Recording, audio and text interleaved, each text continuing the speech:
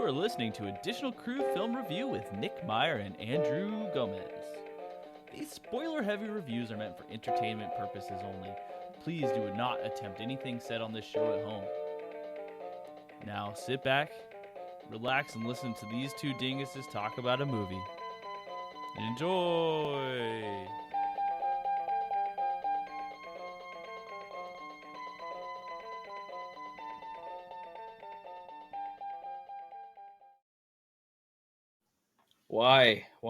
Why?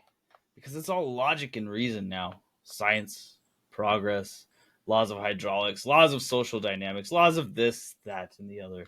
No place for three-legged cyclopses in the South Sea. No place for cucumber trees and oceans of wine. No place for Additional Crew. Welcome to Additional Crew.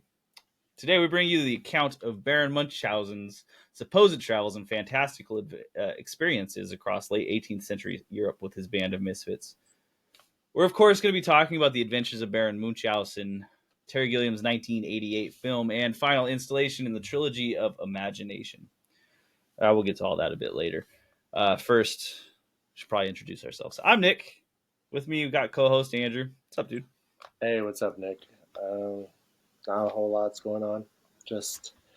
Honestly just finished watching the movie right before doing this podcast. So the movie's pretty fresh, but I'm sure I'm still going to forget some of these people that were in it because there were a lot. There was a lot, and a lot of different names. I don't think they said the names terribly often besides like 3 or 4 of the cast. That's all right. We'll get there. First off, as we normally do, we're going to have a little bit of a music presentation. And by presentation, I mean Andrew's going to talk about an album that he listened to. What's up, dude? What album you got? Yeah. I just checked out Panda Bear's Sinister Grift. It's their 8th studio album, and a long one from the last release, because I guess it came out 2022, but they put out an album like every 3 years, which I guess is consistent, but this is the first time I've checked out an album by them in a long time. The last album I listened to them was Person Pitch, which I didn't even fully listen to the whole album, but I listened to a few songs, and I think everybody knows Panda Bear more from that Daft Punk song off of Random Access Memory, Doing It Right. But on this album, I think it starts off very Beach Boy-esque sounding. Like Brian Wilson takes heavy influence in this album, I feel like, because Noah Lennox, also known as Panda Bear, the lead vocalist, and I think the main instrumentalist on the entire project, man, he sounds really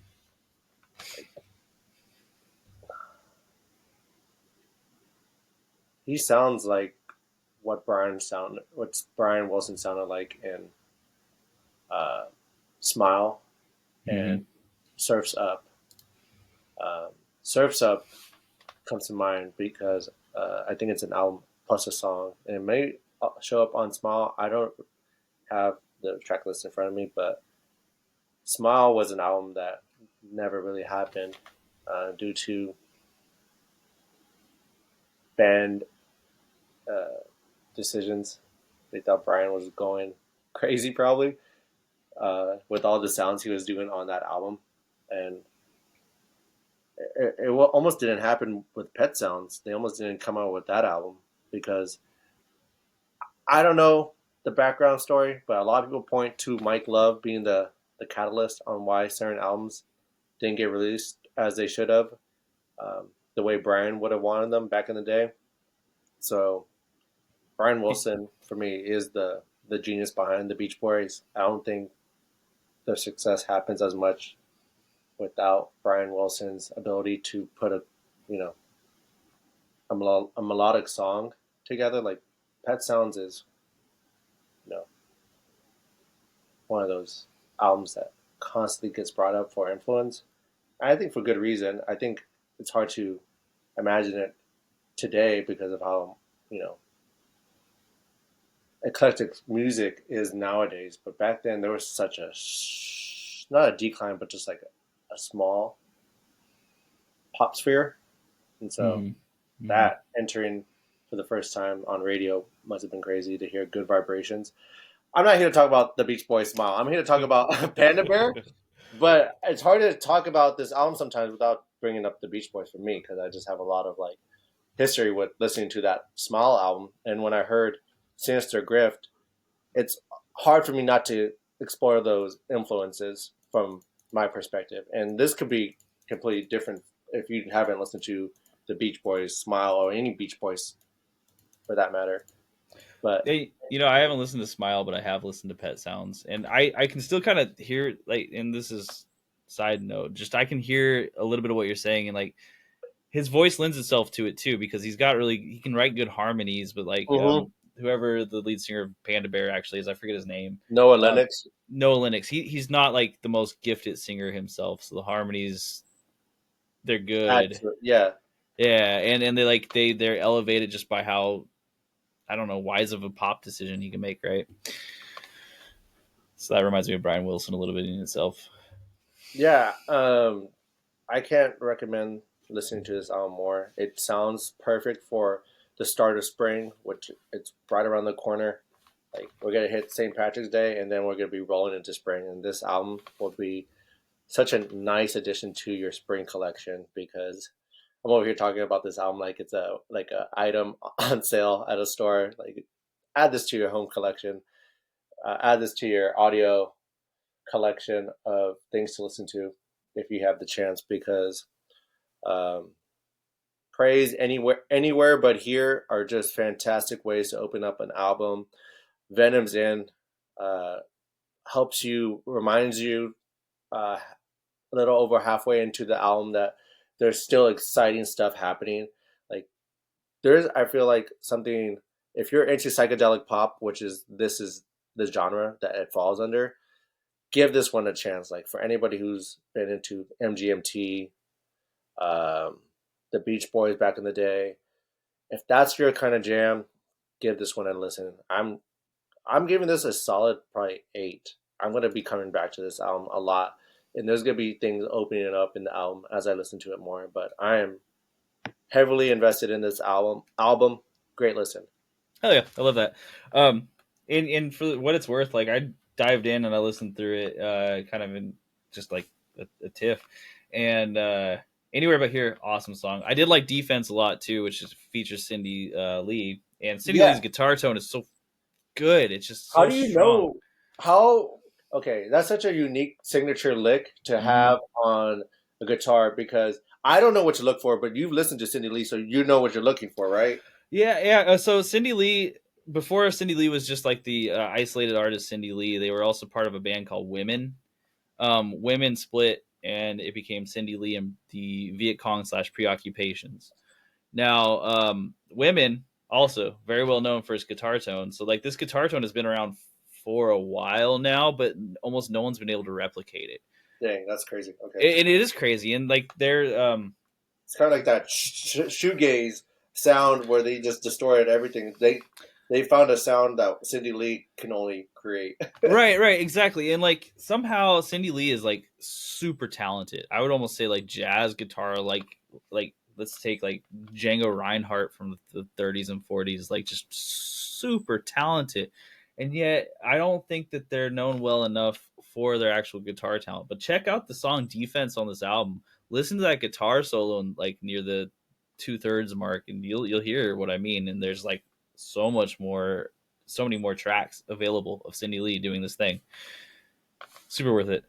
Um, Yeah, I saw that they were on this album. I immediately shot this song your way just to see what you thought. Because had I not done that, would you have this picked up on your radar at all? I knew it came out, Okay. but I don't know that I would have actually listened to it. So no, so that was a good throw. Uh, this album also reminded me a lot of Animal Collective. I think more so than the other ones I heard. This one reminded me the most of And like I've missed Animal Collective because for yeah. those who don't know, Panda Bear is one part of Animal Collective, and so I've missed an Animal Collective like album like that's really you know spoken or like when I listen to it, like, oh yeah, this is like a breath of fresh air for the psychedelic world. Hmm. Sometimes Animal Collective goes too avant-garde psychedelic that I get put off and I don't want to listen to it. Like MPP Merriweather Post Pavilion is a great summer album. Sung Tongs has some good like singles or like good standout tracks, and Strawberry Jam also has really good stuff by Animal Collective. Hmm. Those are the albums I frequent when it comes to Animal Collective, but there hasn't been a project that they've done that I want to like take a listen to until this single album done by Panda Bear Noah Lennox. So good on That them. makes a lot of sense to me too, because when I was listening to this, I was like, this has like no, and this isn't to say it's the same, but it has elements of like the catchier parts of Merryweather Post Pavilion. Like you can kind of tell that this is the same person who wrote some of the hooks for that, and not Oh, in a way where it's like recycled, but you can definitely feel it. You know? dude, the producer is also Josh Gibbs, the person from Animal Collective. So they both worked together on the album, but they just Okay, did it yeah, as a Panda Bear fronted album. that makes a lot of sense to me because 100% when I was listening to this, I've listened to other Panda Bear records and they didn't give me the same vibe as I was like listening to this. I'm like, oh, this sounds a lot more like Animal Collective than they have before. And I haven't listened to a lot of Panda Bear. I can't remember the name of the album I listened to, and it had a kind of nonsensical cover, so I can't even describe it very well. Person Pitch actually, Yeah, and same one. Yeah, you and I. I think mm-hmm. when Pitchfork was doing its, when Pitchfork was actually felt like a reputable place to go find music reviews. Not to say that they're not, but like I very rarely go to Pitchfork to get an idea of what to listen to because I don't know. Sometimes they have the finger on the pulse, and sometimes they like just miss the mark.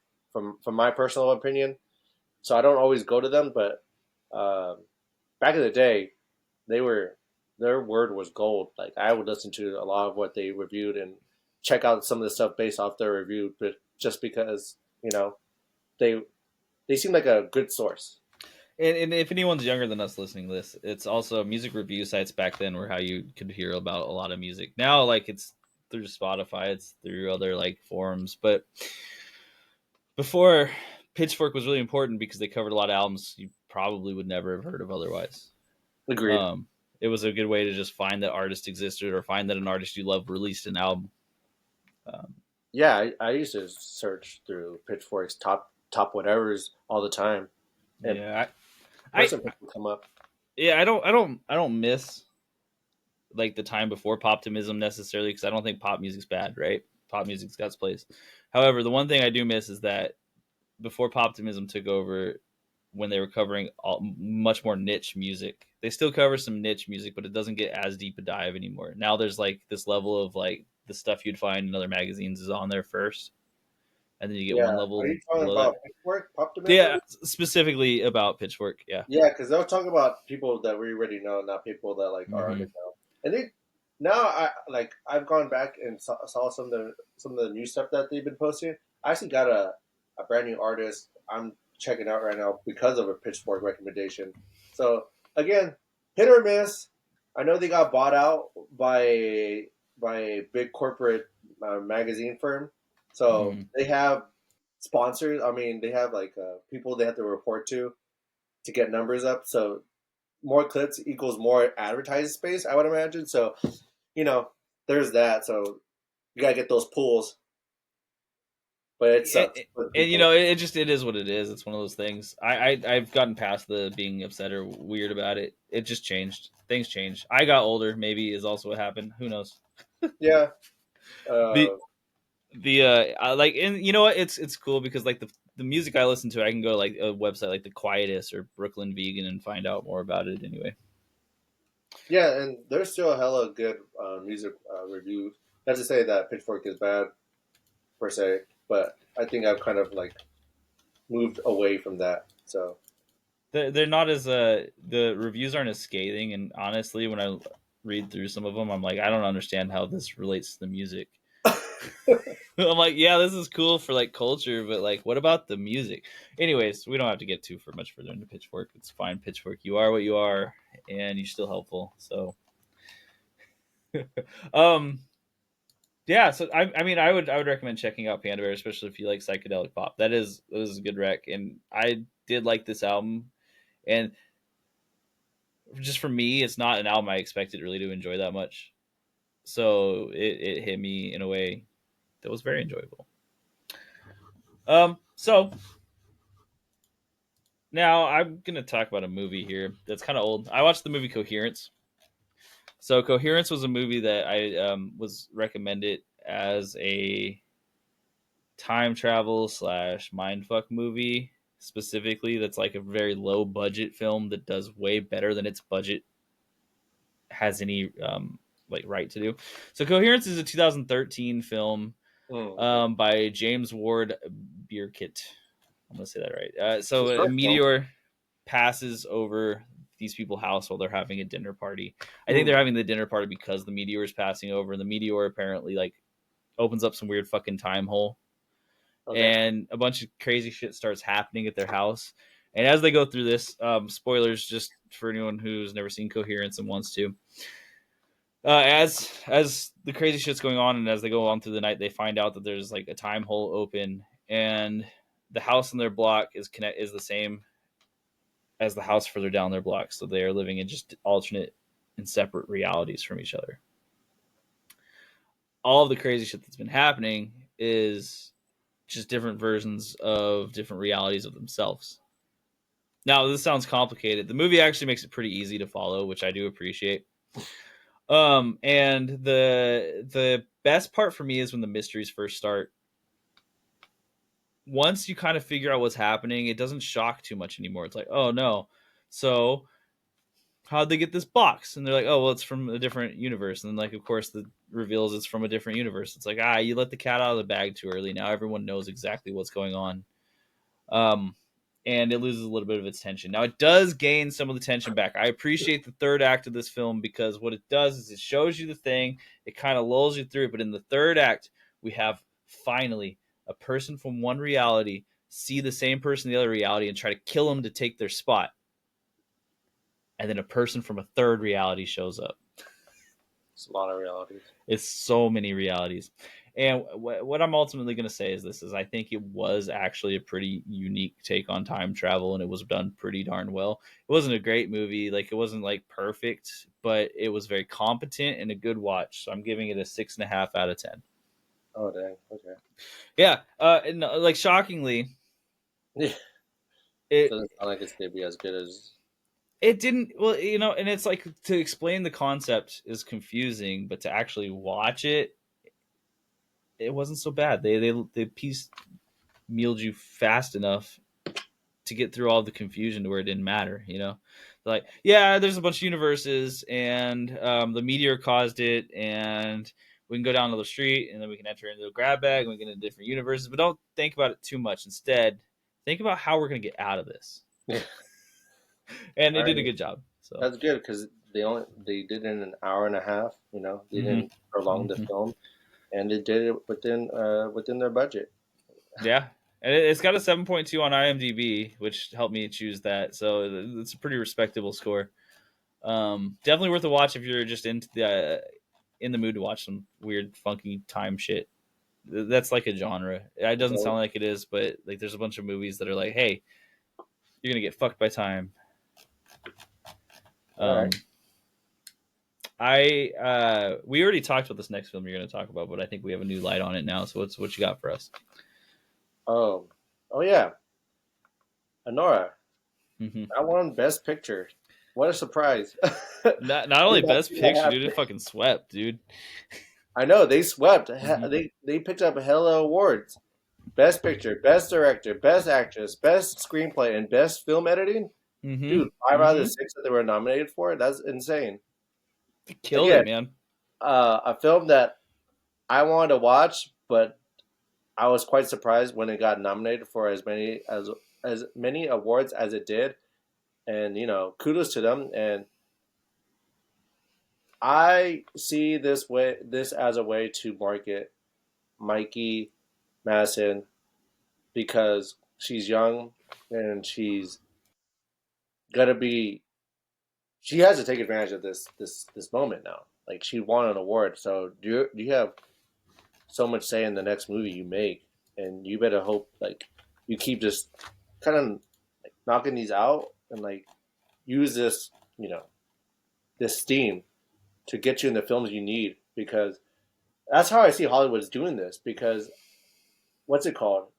I don't think Demi got snubbed, but she was a high up there for that that award. And this, I don't want to like put Demi down at all, but I'm trying to think of another time where there's gonna be a movie that actors Demi Moore in it and puts her back in the running for best actress. Like it's unfortunate that she's in this position, but people do make movies beyond and It's kind of funny that you say that because I think with her position that she's in now, it almost proves the substance is more real.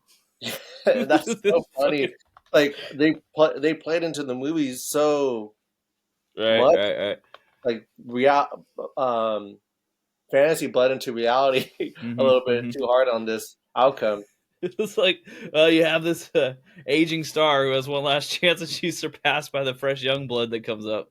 But Yeah, I haven't seen Anora, so I can't comment on the quality between the two. I no, love Substance. but the comment kind of reigns true because it's Hollywood way of keeping itself alive Hmm. because people are going to want to watch movies that have an Academy Award winner, I would Sure, imagine, yeah, it's a big selling point, I think. to market your film, right? Hmm.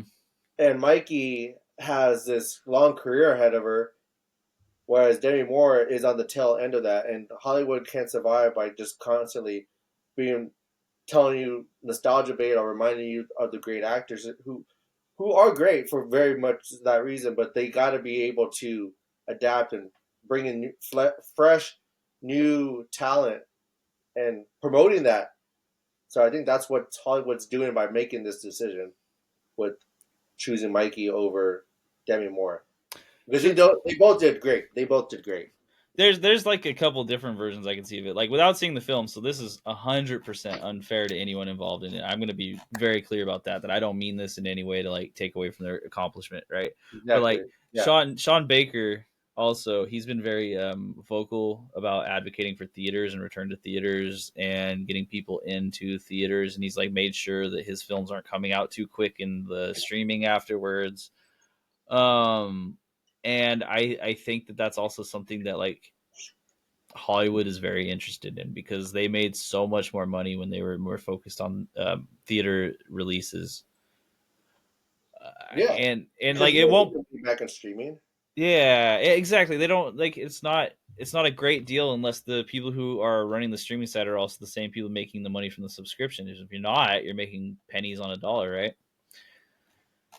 Um, and like I think that could be a big part of it, but I don't really know. That's unfair again because Anora might be just the most fantastic of movies. I'm just a little salty because I really wanted a horror movie to win an Oscar. They don't do that. They do win an Oscar in costume, I believe. Yeah, they do. I mean, Best Picture. You're right about that. I think the only one that's ever won Best Picture was The Exorcist, and that's like from the '70s. It's Yeah. like, give me another horror movie Best Picture. I don't even think Silence of the Lambs won it. And I think that one probably actually really deserved it. I could be wrong. Yeah, it's a horror mixed in with a thriller, so that's why I feel like Yeah. Did it win? It won Best Picture. So I suppose that I'm just saying things. It did win. Haha. what did Good. the Silence of the Lambs. Yeah. Hmm. There you go. So there's chance. It There just we go. needs. So it's not impossible. Do you have anything else about Honora you want to talk about? No, just wow, what a surprise! Not like I'm surprised that I like the film. That's why, but I'm surprised like more audiences got involved. I was shocked. I mean, like I thought like something like The Brutalist would take it for sure. Yeah, same. I mean, you give me a 3.5 hour movie, and I'm like, critics are gonna love it. I don't even know what the fuck's going on. I can't watch that. But I mean, we did get to see Adrian Brody talk for 38 minutes. No way. No, it wasn't that long. It was like it was quite a bit longer than everyone else. Like the music played, and he told him to shut the fucking music off or something like that. Um, but okay, so I'll talk about the movie I saw next. And this is actually I watched this one on a plane, but I was very happy I chose to watch this. Um, so I had a long flight, and I watched the movie Conclave. So that was another movie that was up for Best Picture. Yeah. And that's starring Rafe Fiennes. I think that's how you say his Ray name. Fiennes?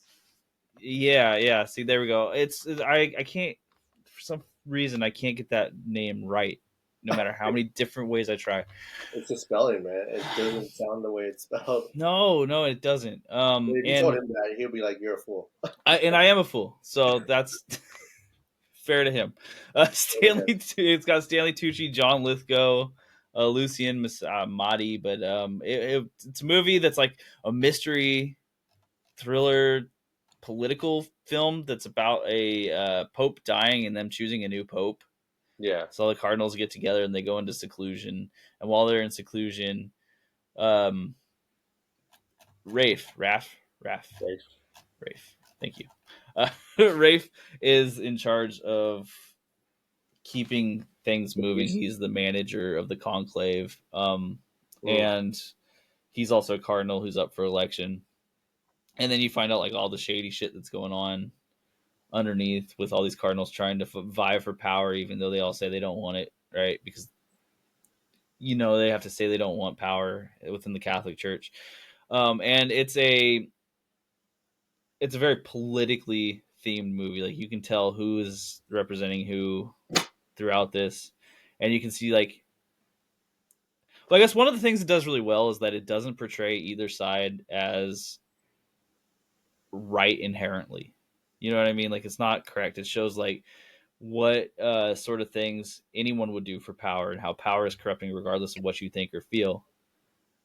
Mm. And it's actually a really good mystery movie. So I went into this movie kind of thinking, hey, this is going to be boring. It's a movie about the Catholic Church choosing a pope.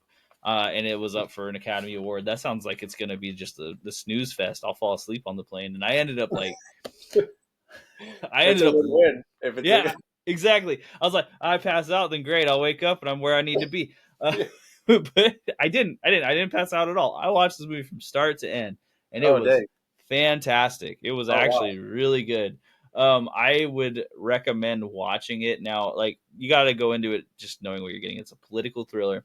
It is a mystery, and I don't really think that like I'm not shocked. I guess that Rafe didn't win an Academy Award for Best Actor. It was a good Performance. job, but like it wasn't like it didn't blow my mind. It felt like a pretty average political thriller, and same with the movie itself.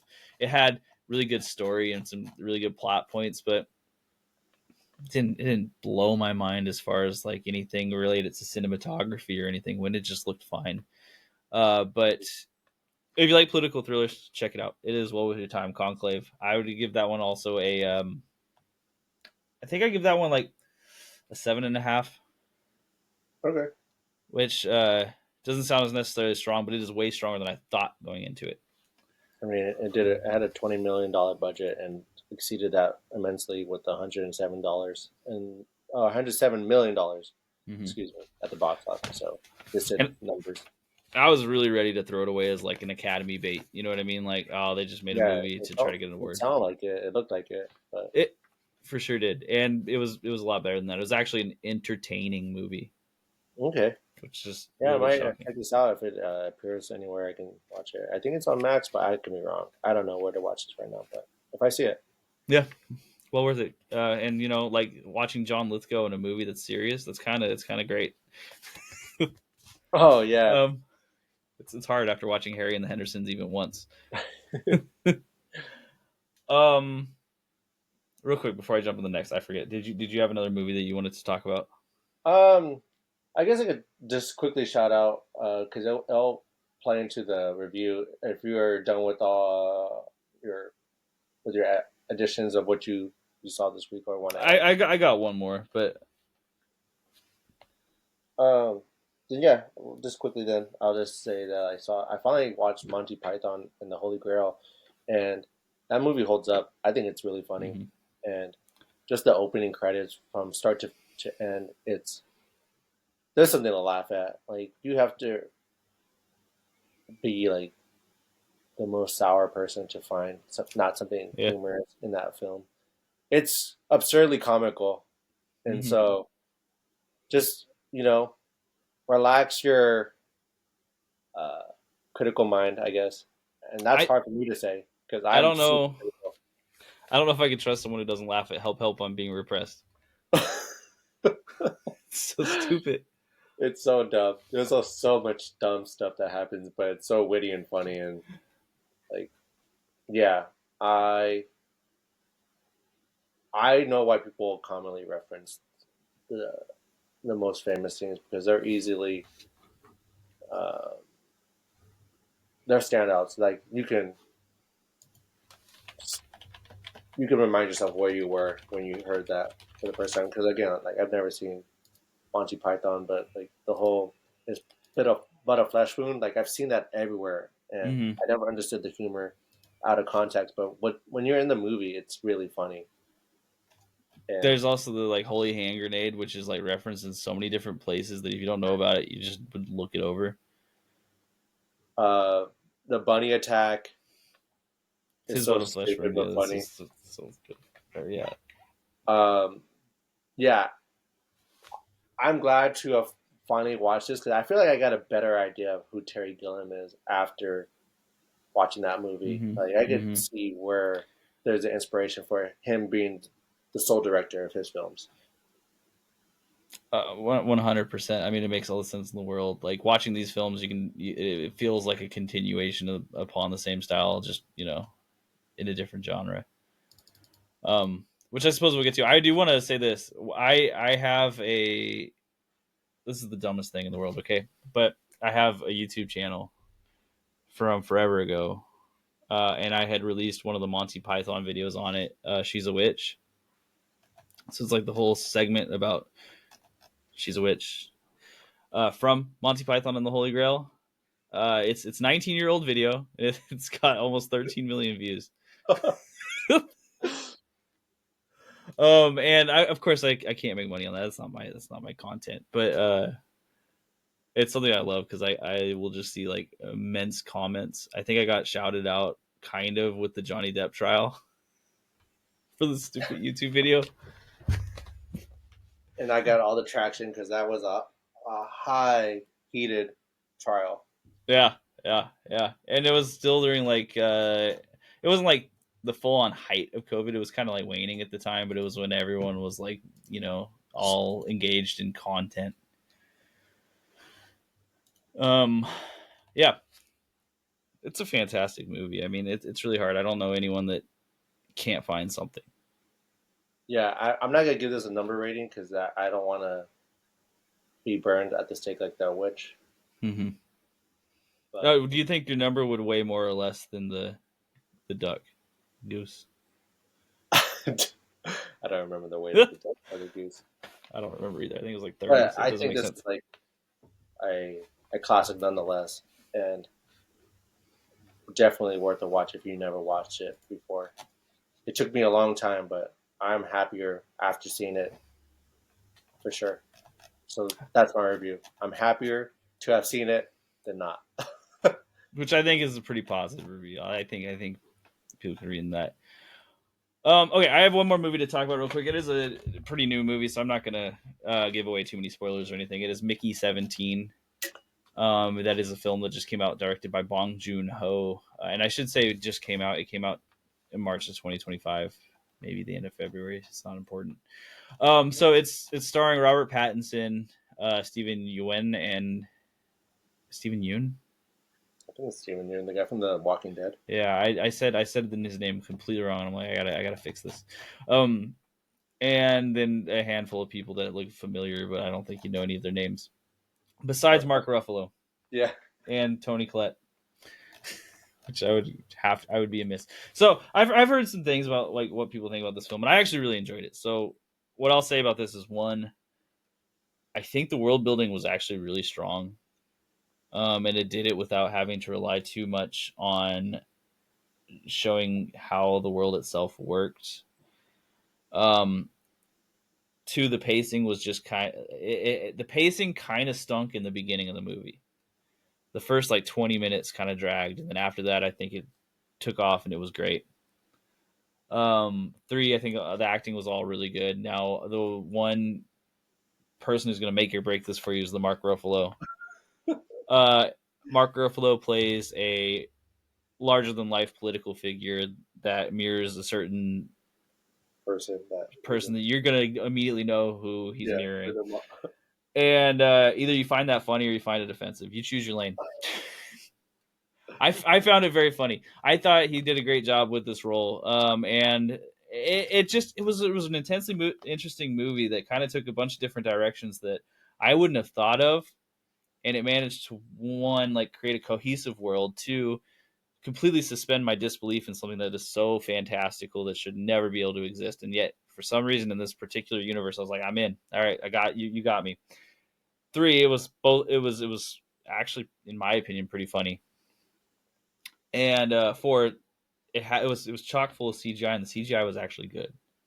I don't know that I've said that about a film up to this point, but there were moments where I was like, "Damn, the CGI is good." And it's in regard to the creatures at the planet they land on. They're called creepers. That will be a spoiler, and I won't give any spoilers past that. I personally give the movie an 8. Oh shit! You were not ready for that. Yeah, it was. I really enjoyed it, man. Being sucked into the world like that. It's not like super often that I get a movie that can suck me into the world, and I just like am fully willing to suspend my disbelief. This world sucking experience. I enjoyed it. So again, I don't want to give any spoilers since it's still pretty Yeah, new to anyone who wants to see it, because I think a lot of people probably didn't go out to the first showing. dude, people were not going to the showing at all. There was empty theaters. Well, You and did that's it. not shocking to me. Again, there are going to be issues with it. It's a South Korean director making a very clear point towards American politics. People aren't This going is to like how that, I would feel if I watched Amelia Perez. right? Yeah. Like, oh man, No, but I was interested in the whole idea of Mickey 17. The trailers looked really cool and stuff. Um, I just haven't given it much thought after hearing so many scathing reviews. But I'll give it another shot with your positive review on it. Like, it's cool to see the balance between the two, the mm-hmm. negative and the positive. Yeah, I mean, we'll see if it makes it safe. If it makes itself available on streaming, I'll check it out probably. It's fair. It's fair. I think this is a movie that'll have pretty good legs because, like, once you get past like any of the current event stuff, it does a lot of just really solid things. And also, I hear a lot about it is a follow up to Parasite, and I don't really think that's super fair because it's just a completely different genre than Parasite was. Yeah, that would be. I think he's just trying to sell Parasite into this too much. See, and I don't even think that's the thing. I think it's just Mm. like, all right, because I don't. How would this be You're not really trying to sell Parasite into this. It's just a general worldview that he has, right? So, like, all the stuff he chooses to make is going to have probably the same similar general worldview, where it's like, the wealthy versus poor dichotomy. okay, sure. Um, but it's not like significantly different than a lot of sci-fi films that you see, anyways. Like, this is a thing that's always existed and will exist, and without the, I'm not going to go further into it because I do think you should see it before listening to me. Hey, I mean, as we move forward in this, these coming years, people are going to make things that reflect the world surroundings. And right now, in case you weren't aware, we're in the year 2025. Right now, President Trump is President Trump. So Mm-hmm. Mm-hmm. people are going to make content about that because he is a high figure as any president before him has been. He's not like the only one that people haven't made content about. So I quickly just want to say shout out SNL because they've gotten a lot better at making fun of what's going on in the world, not just the president, but just the world in general. Like they finally got what to me feels like their finger on the pulse again, and making SNL funny again. Like not everything they do lands. But this last Saturday's episode with Lady Gaga, I thought she did really well being the musical guest and the host.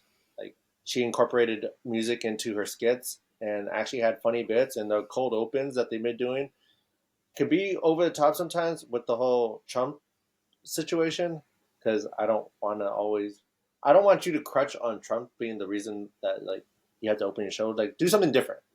Like SNL. Like you always if you're always gonna make fun of Trump, why am I gonna tune in? Because I want to get a different cold open. So hopefully they do something new with this coming week. But this past week, like I said, they did a cold open with Trump and Elon Musk, and Mike Myers as Elon Musk is actually pretty funny. I'm not gonna lie, I find that humorous, just the way he's been playing into the character. So this is what I'm saying. SNL has moments of being funny.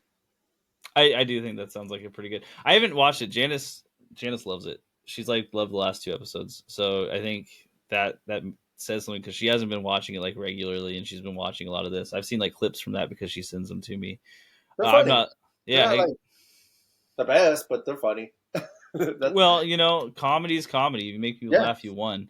Like I yeah, I exactly. think that like the wanting to like stack it up against everything else all the time is like, how do you enjoy anything if you're always like, yeah, but it wasn't as good as the '70s? Like, get it, come on, Dude, get it. even then, I will say this blasphemous act. I don't think Chris Farley is as funny as other people say. I didn't grow up with Chris Farley. I think you had to grow up with Chris Farley to find him funny. Yeah, maybe I do think he's pretty funny, but I like the I movie didn't grow Tommy up with Boy a them. lot. I like Adam Sandler way more because I grew up with Adam Sandler. But I didn't watch Tommy Boy at the height of its, comedy. And isn't Tommy Boy was it Tommy Boy or Black Sheep that came first? Oh, I couldn't tell you. I want to say Tommy Boy, but I'm not like actually very confident. So Tommy Boy 1995, Black Sheep 96. So Tommy Boy.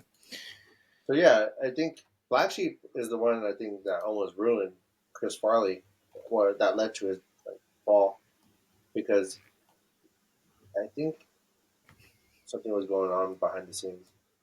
Well, Well, obviously what was going on, but Chris Farley had this like there's a few every generation, but he was a overweight comic. that use physical comedy. He crushed on physical comedy a lot. Yeah, and like as like as someone who was at many points overweight, like you like this dude. It's just a thing. Yeah, I get that. It sounds silly, but like there's not a lot of people in Hollywood. True. Yeah, you Um, don't see a lot of overweight actors as much as they. I could be mistaken, but I don't see them as often. no, and it makes sense. I mean, like actors are people who are focused on their body, so it all Anyway, we don't have to get too far into it. If you Yeah. know what we're No talking worries. about, you know what we're Oh, talking about. I'm not here to change people's mind on any of this stuff. So, um, I just wanted to shout out SNL really quick for you. hell yeah, hell yeah. Okay. So do you have anything else? No, that's all. All right, let's talk about this film. So, we are talking about the Adventures of Baron Munchausen, even as I said earlier on. That is Terry Gilliam's 1988 film. It is starring a lot of people that you would probably recognize. You may not know all of their names. You probably will know Eric Idle if you've watched Monty Python. You probably will know Jonathan Pryce if you've watched any of the other Terry Gilliam films, not Time Bandits. But if you watched Brazil, if you watched a shit ton of things, you'll definitely recognize Uma Thurman. Technically, the first film she ever shot, but not the first film that came out because this one took forever to come out. Robin Williams was in this, but he was not credited when the movie came out, and he was not paid for this movie. He went by Ray DeTuto. And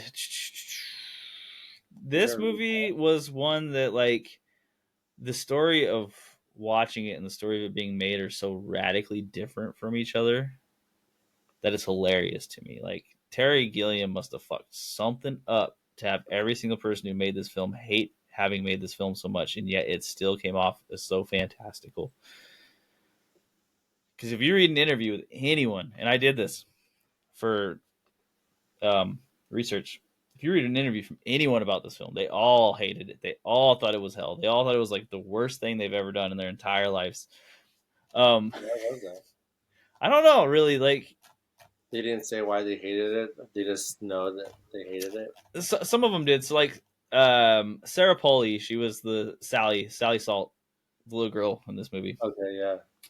She wasn't told that like the explosions were going to be real before she did them, and so she was like traumatized from all doing all these real stunts that she was just never told about, and that she didn't feel were safe. Um, John Neville had to get taken far away from his house, and he was a stage actor, so he wasn't used to being far away from his house, and he like was not allowed to leave the studio, and he had to do 4 hours of makeup every time they changed his age in this Yeah, movie.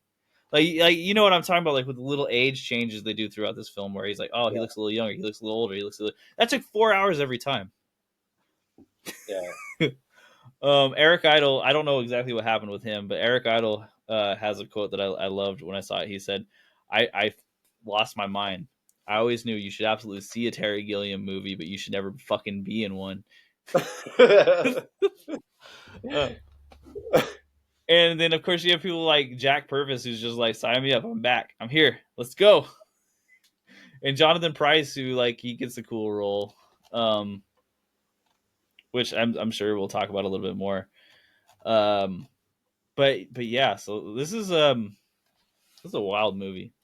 It isn't it like it's just if we hadn't just watched two Terry Gilliam films right before this, I would say the style Is it would much have of this? been so insane to me. Oh, yeah, yeah, yeah. This styling is really different, but after watching Time Bands in Brazil, this one makes this viewing experience way easier. Mm-hmm. Mm-hmm. 100. Because if percent you start off with this, Yeah. You'd be so fucking like you're like, holy shit. But yeah, it was a good ramp up. I actually so I'm gonna say this just like off the cusp. The special effects, the costuming, the set work, like the set design, that in my opinion makes the movie work. Because I'm not really 100% sure what else I would focus on in this film, but like the set design is insane. I agree. The the special effects are done very well, and it feels like a natural progression through Time Bandits. Because in Time Bandits, I think one of my chief complaints was that he didn't go zany enough. And then in Brazil, it's just a completely different kind of tone shift, right? Yeah. And then you come back to Adventures of Baron Munchausen, and it's like he goes, you know what? All right, let's go full fucking zany. And I'm really happy he did because I think there's a lot of things in this film that wouldn't work nearly as well if it wasn't so fucking over the top. Yeah, this one felt like a culmination of the two, and also just took the imagination to a whole new level. Mm-hmm. Um, because he would time shift a lot. Well, not a lot, but he'll time shift in a way that's seamless, but at the same time, like, oh, now I know where. Like, it's not jarring when he would time shift. Like the whole jumping from him narrating the play and then scene transitioning into the real time effect of what's happening when he was discussing his his feud with the Turk, the Sultan. I don't know his name. I think the leader of the Sultan is good enough. I don't know that Yeah, they gave a name other than that. um, that scene transition was seamless and didn't leave me like, oh, I couldn't see that happening. Like, but there's parts where the scene transitions are like, all right, how did we end up here? Like, I saw it happen, but this seems extreme with the tossing of them into the whirlpool when Yeah, Vulcan yeah, dumps them, and yeah. then they travel to a whole new world through the center of the earth. They got spit out. They got dropped in one side of the world and sent to the other side. Mm-hmm, mm-hmm. You know, and I'll say this: like, I think this benefits from the fact that I watched this twice, right? Because I watched it with my kids, and they actually liked it so much they wanted to watch it again. Really? Yeah. Um, And the second viewing made this so much more clear to me, because if I had just watched the first viewing and came in here and been like, let's talk about this, I would have been so lost in like so much of the Dude, shit. that's where I'm at right now. Which is fair, because it's like the set designs and special effects are so radical and like wild. You can get lost in those and forget like, where the fuck are we? What's going on? And it's not sensical. It's not that it's not logical within the overall logic. It's just not sensical, because it's supposed to be the imagination of an old man who tells lies all the fucking time. Oh, is that really what it is? Yeah, so I got some things that I'll talk about, because like I Yeah, got put that into interested. context. Yeah, it adds context to this, because I feel like this is one thing that I do think the movie could have clued you in on a little bit better. There is context to this film that makes it make more sense, but it doesn't Yeah, tell you because that like anywhere. nothing about it didn't make sense, but with that added bit of context, it makes the movie make way more Mm-hmm. sense. So, the Baron von Munchausen, he was a real dude from in the 1700s. He fought in real wars against Turks. And he was known to embellish his stories to such a degree that they were just like, fucking, this guy's just making shit up, right? And they ended up having another soldier write a book about him and like his stories, because they were so crazy. He's like, I'm gonna write a book and it's gonna be great. They're just books of this dude's over the top stories. And over the years, and this is like over a lot of fucking years, because this is like late 1700s, right?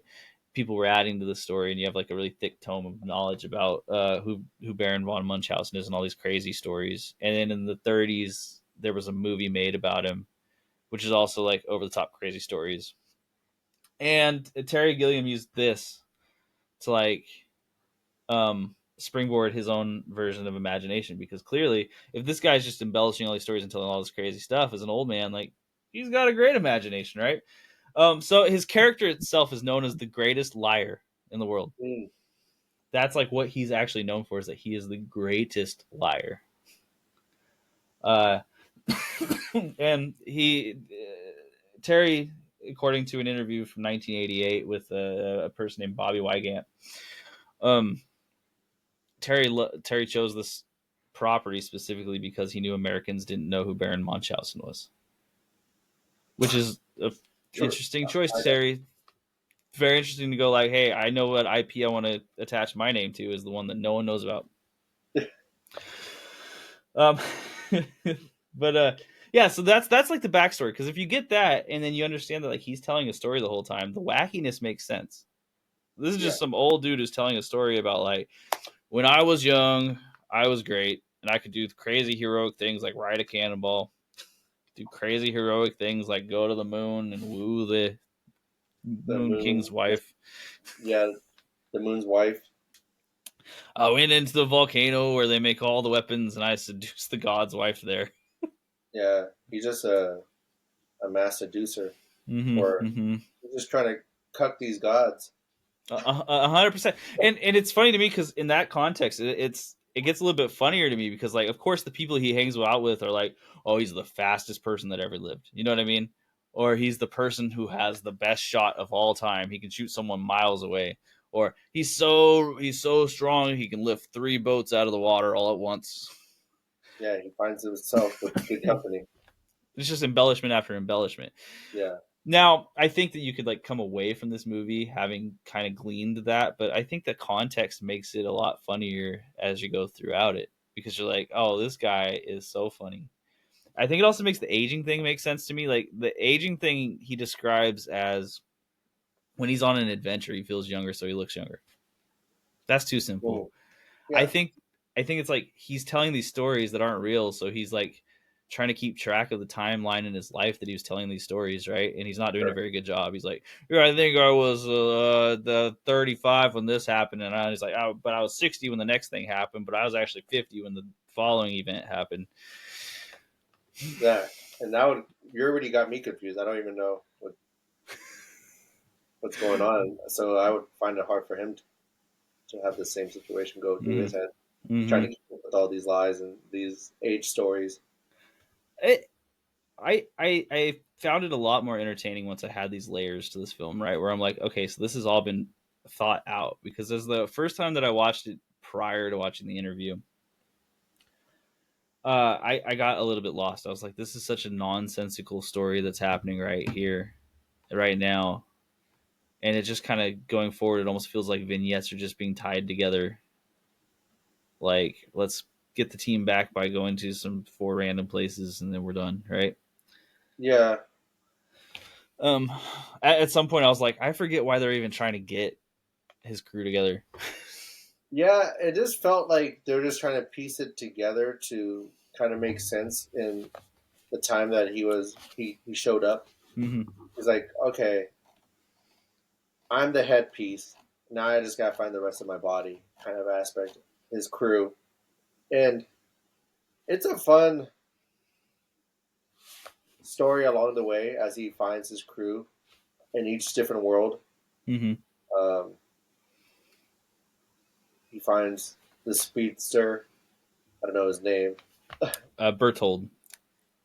on the moon because he left him, and then he finds his strongman being a dainty servant for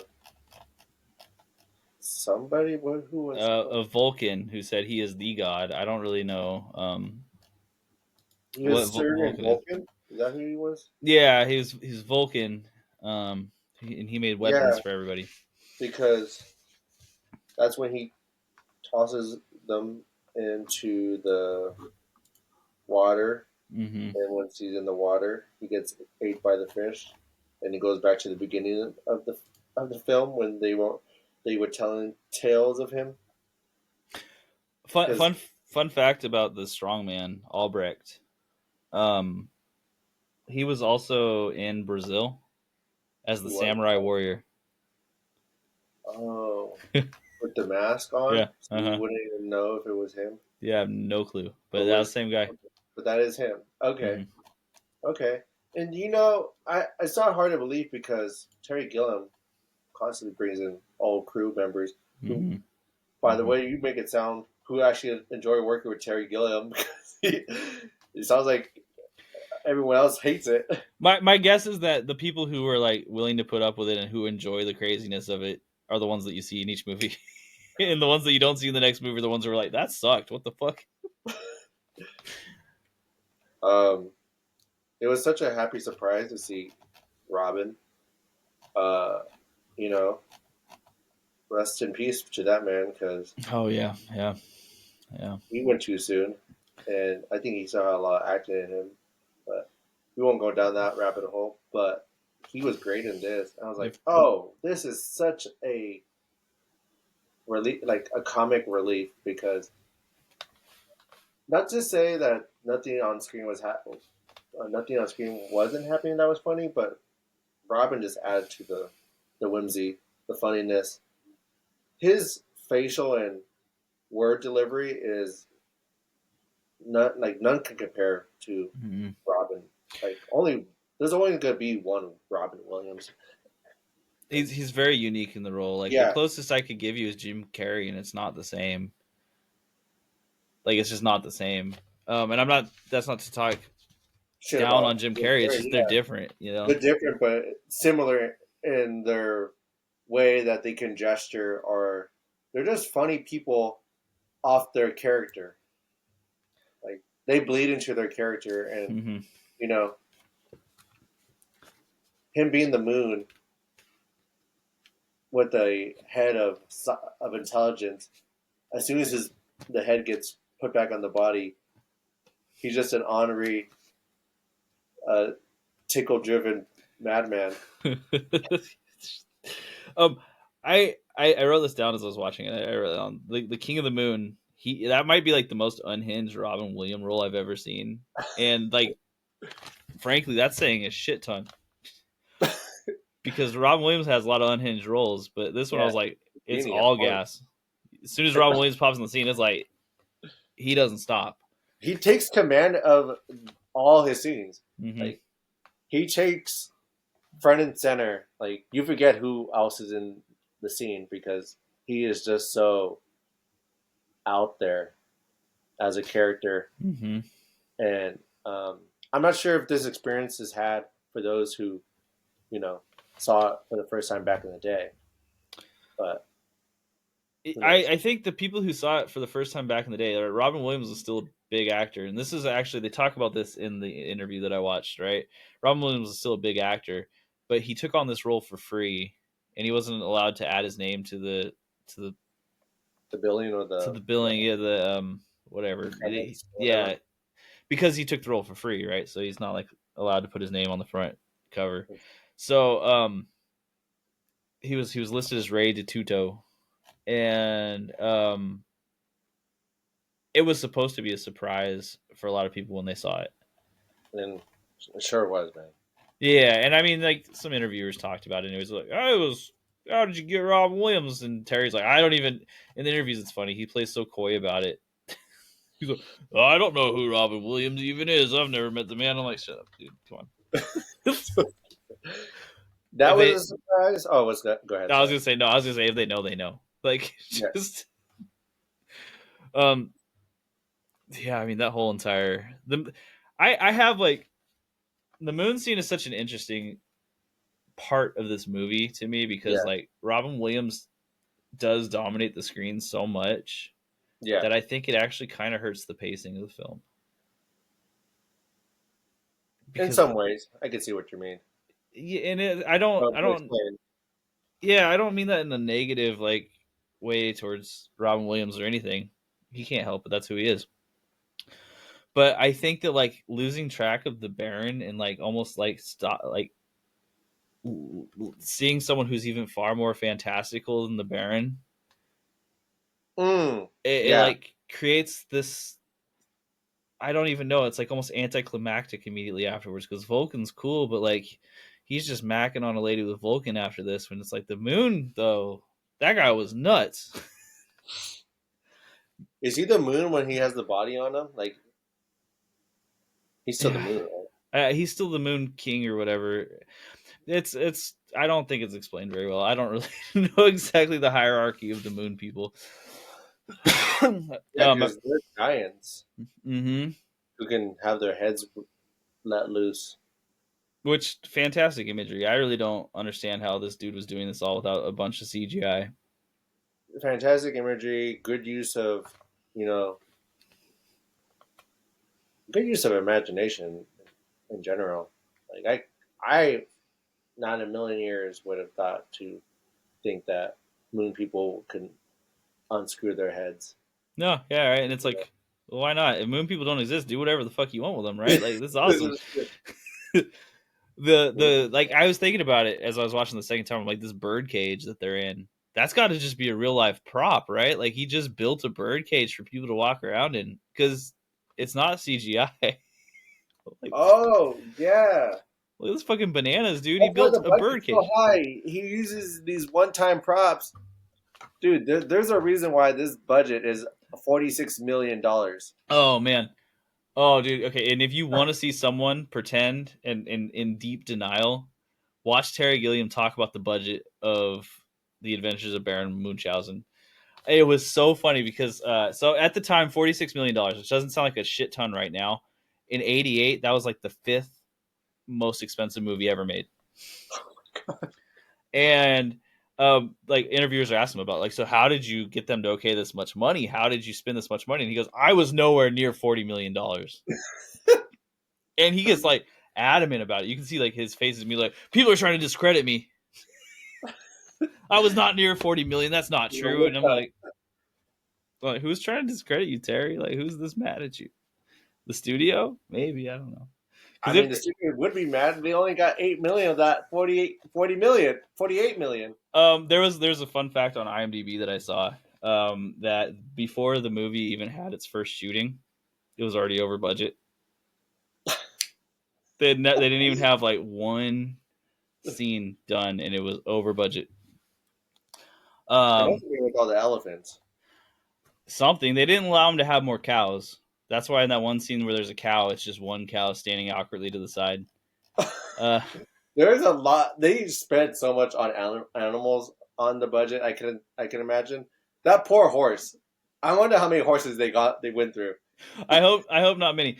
He does. Okay, this is a good point because like in the same interview, this is a very good interview that this Bobby Wygan did. Very detailed interview. It was. They asked a lot of questions. It was only like 14 minutes, but they hit a lot of points. He did mention that one of his like largest costs was doing special effects to make it look like a horse could fall 100 feet. Dude, So I that's don't so think stupid, but like it, funny stupid. Like, oh, it's this silly. horse is gonna die right now. What the fuck?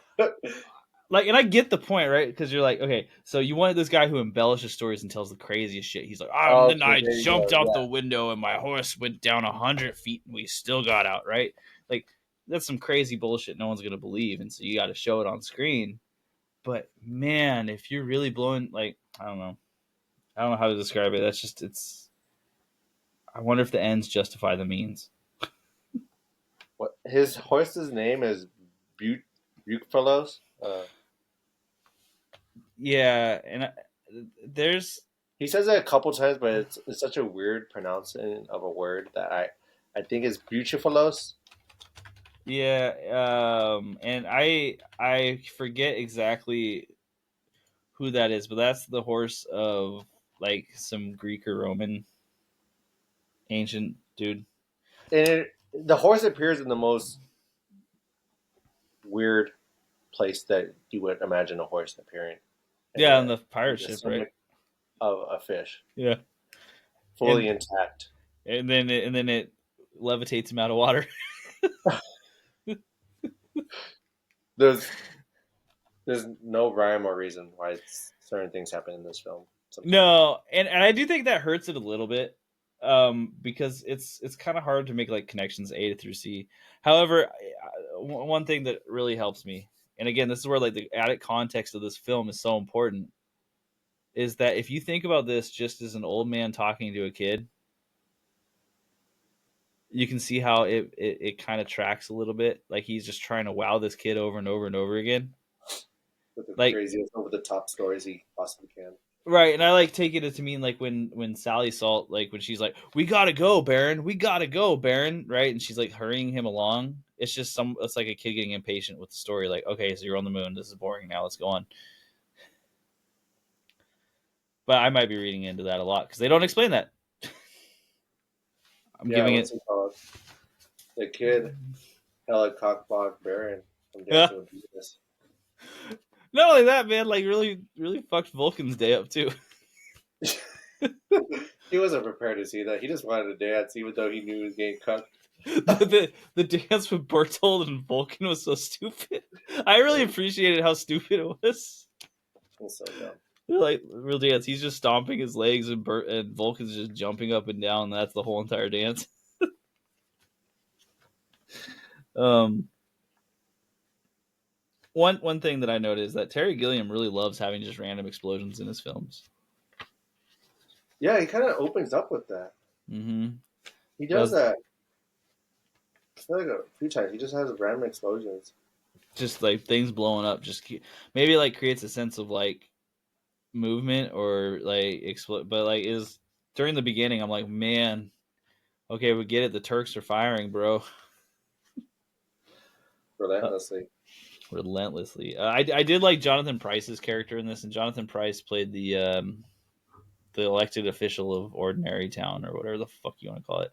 Yeah, he has a long title. The Right Ordinary Horatio Jackson. Yeah, and he plays like the almost like the opposite character of who he plays in Brazil. Now instead of being like the one trying to break out of the government rule, he's the one imposing the government rule. Mm-hmm. And I thought it was a pretty neat casting choice to be able to bring him back and have him in such a similar role to the one before, and yet in such a different movie. Um, and Jonathan I don't Pryce have much is. to say about him. I thought he was funny. I thought he was interesting to listen to. I thought his sunglasses were cool as shit. Oh yeah, he was able to pop his sunglasses from night to day pretty easily, especially in that moment where they were signing the treaty. It sounded like you won last time. Now it's our turn to win. Yeah. Come on, let's go. I the scene where he assassinates the Baron from the church steeple. It might not be a steeple. I don't fucking know church geography. He's up in the tower and he's got the gun and he shoots the Baron and then death comes from the statue above. Oh yeah, I saw that. Was This is the doctor. Yeah, and then Death became the Doctor. I did like Death as the Doctor because the hands, whatever gloves they had on the hands, were really cool. I think what this movie always brings me back to is that the thing that I really like about it always is the way it looks. I thought you were gonna say how the Baron always cheats death in his stories. Oh, that's funny. He's like, that's the first time I died, and I would definitely recommend it. And I'm like, okay. Like he's not even pretending anymore. I thought if they had just like killed the Baron, and then the movie just ended with the Baron dead, but everyone saved, that would have been such an intense ending. There was a couple times where I thought, oh, it'd be so funny if like he says open the gates and the Turks are literally still there and they just like rush in there and destroy the whole city. Because I can see that Terry Gilliam going fucking balls to the wall, weird ending with it. Because he did that in Time Bandits. Right. And yeah, that's true. He did do that in Time Bandits. I'm actually wondering if he was pressured against it because it feels like Baron was shot, killed.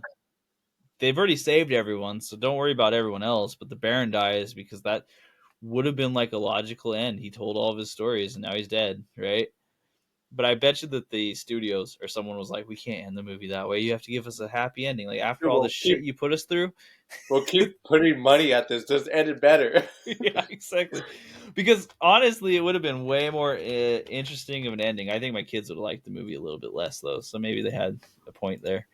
Mm-hmm. Um. Yeah. Let's see. So the them going after he gets shot back to the theater and the theater is all standing. That means like pretty much all of it was just him telling a story, right? Yeah, I'm lost in this questioning. I don't know which one when he gets shot. I know when he gets shot, he gets assassinated. Are you talking about that shot when he's being assassinated by Yeah. the right ordinary? Mm-hmm. That Mm-hmm. was in the theater. He got shot. I thought it was No, in that the was outside the theater, but then it went to yeah. the theater afterwards, and he was telling the story still. Oh yeah. Okay. Yeah, that part was confusing. Yeah, and I mean, that was the part where it's like, okay, so how much of this has just been us listening to his story being told versus how much of it was actually happening? And I think with the way Yeah. the Turks weren't there afterwards, I think like it basically means this whole entire story was just him telling this Story in real time. his story to the girl, and we're watching that happen. But he actually When did the do girl, some of it. if he's telling the girl and the girl was there and the girl was seeing it and got in the rose, what part does the girl showing up and what reality are they in once they go back? When did they do the time slip? So when after he gets shot, they go back because the theater is still standing, and in the first reality we saw, it had gotten almost completely destroyed. Right. So Yeah, it they, was getting bombarded. yeah, and so they go back, and the theater's still standing, and it doesn't look like it got destroyed at all. But then they go out the front gates, and the Turks are all dead, and it looks like in the matter that Baron had described. So some of Yeah, it was real, and some of it was fake. And I think that's kind of the cool thing, and having the context makes it a little bit cooler, knowing that the Baron was a real dude who fought in real wars. and he was good at beheading, dude. He wanted like behead free. That I actually did laugh pretty audibly when he was going through that line and just knocking all their heads off. His his would you even call it a sword? I feel like it's a different looking because that doesn't look like a sword. It looks like a sable or some shit. My extensive knowledge of video games tells me it's a commander's sword. Yeah, okay. I don't know if that's right, but yeah, it's really sharp. Were you getting Dungeons and Dragons and vibes from this movie? Like, there's parts that remind me of Dungeons and Dragons at times. I think that it could have. It never like really fully went into it. I think the giant fish was pretty close. It just seemed like a merry band working Mhm, together, and kind of. mhm. I think that's what I'm getting from Yeah, yeah. the Dungeons and Dragons aspect of it. I could see that because he definitely had like a crew, and the crew Yeah, like all had like partied together before, essentially, right? He called them servants, but I don't know what that means. he lords over them. I don't know either yet. It's he's like, I am the leader, just because trust me, I am the leader. Uh, there's a lot of this film that's really clever, but I don't know like how fair it is to give it like just directly credit for being clever if it didn't explain it to you without having to watch an interview. You know what I mean?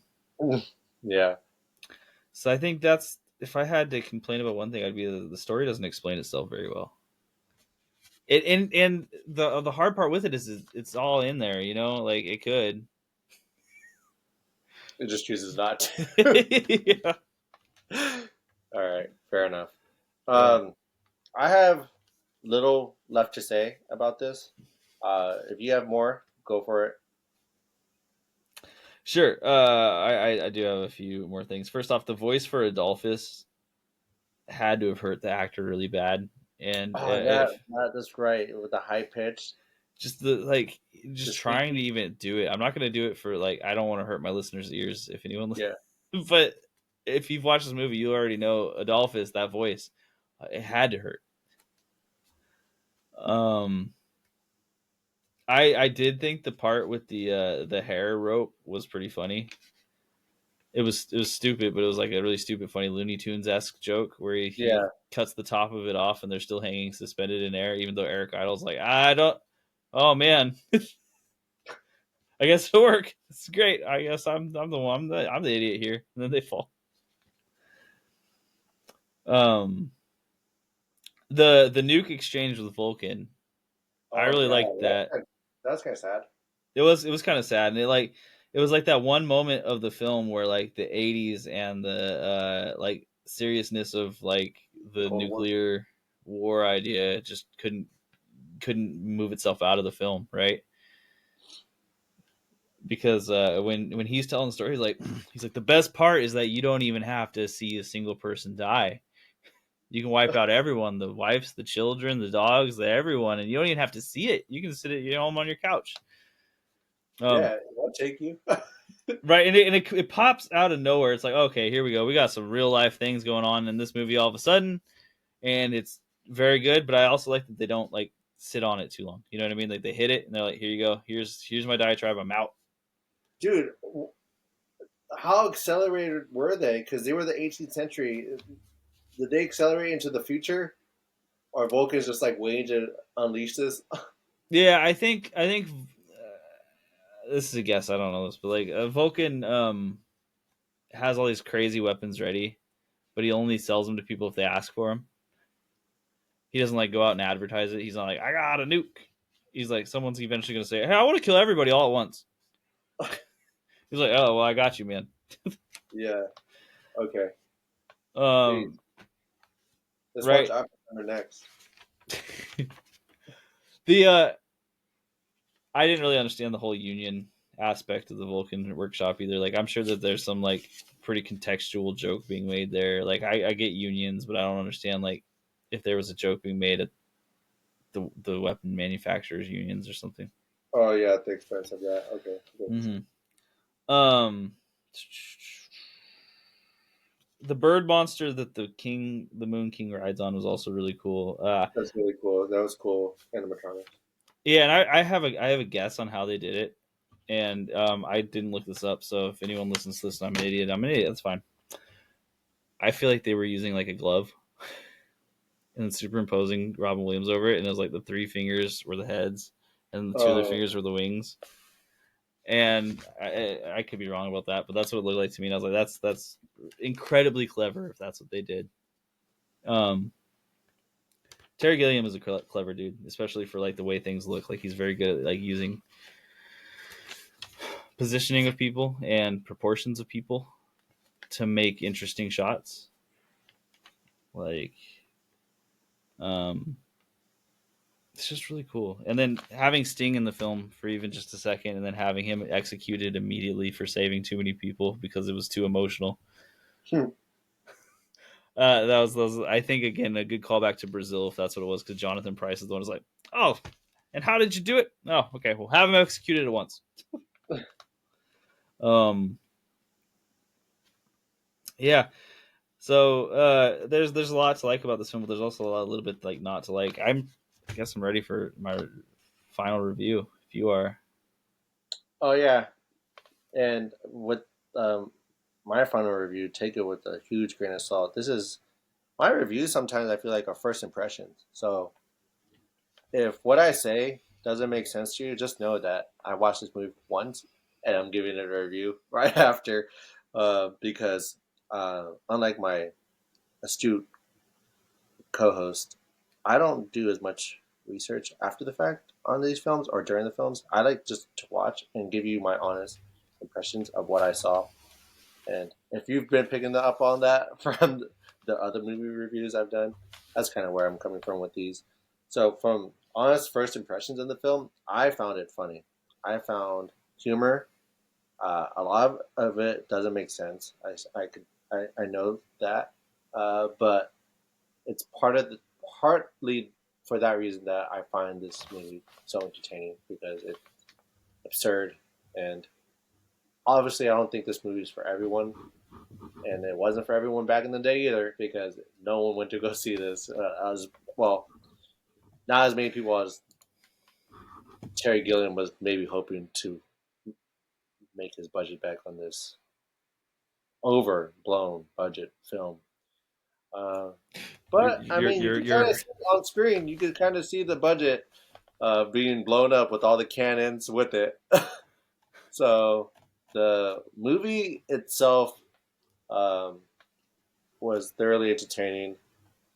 Kind of what like Nick was saying, just there's things are kind of left out of context, so watching it can get kind of confusing. But uh, don't let that kind of persuade you not to watch this. I think it's worth a one time watch. I might watch it again.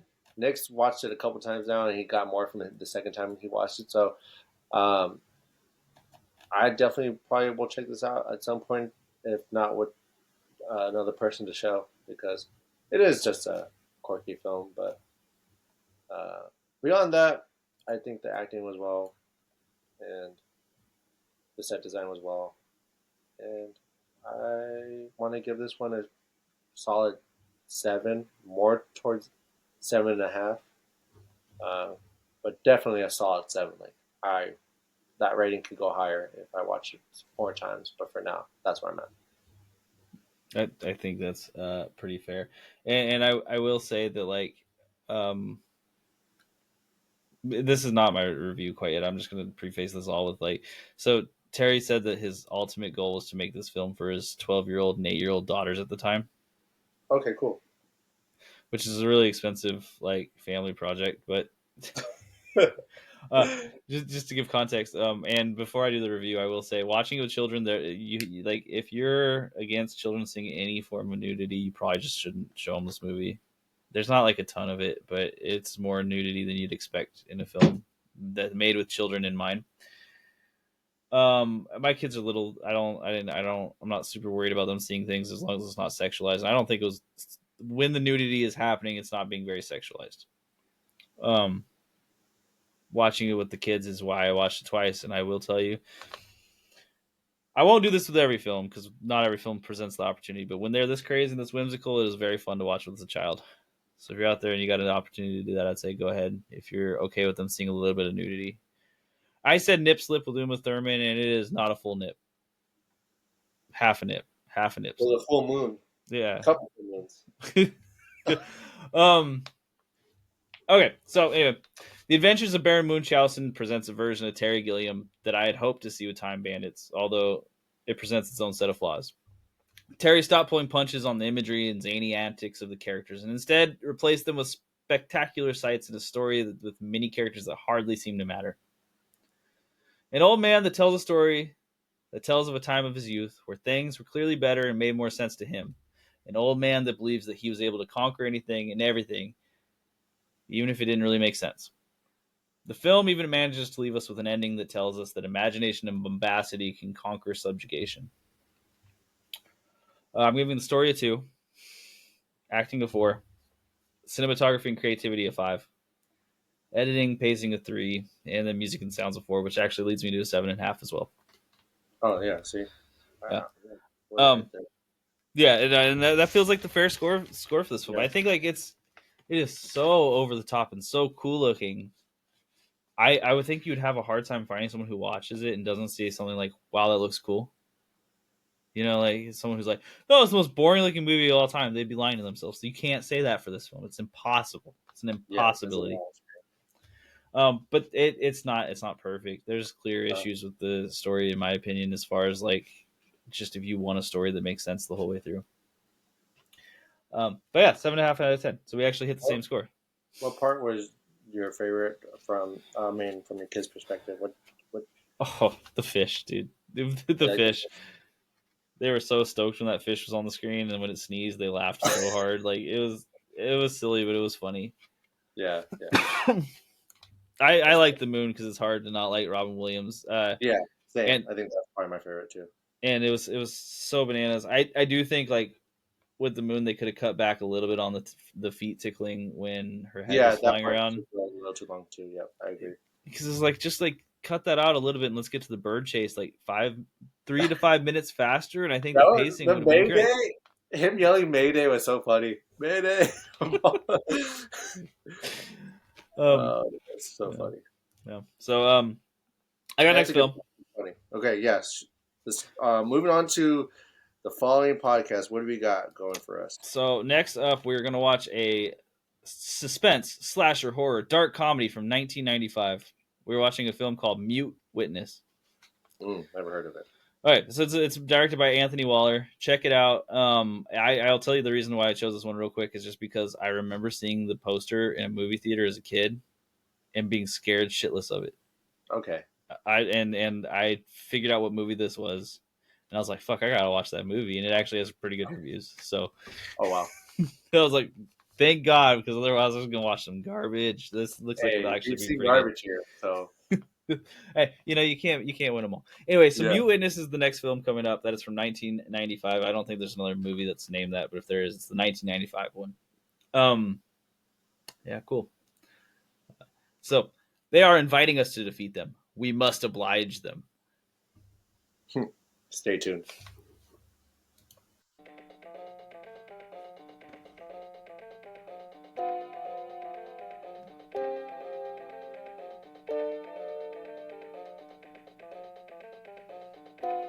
Thank you for listening to Additional Crew Film Review.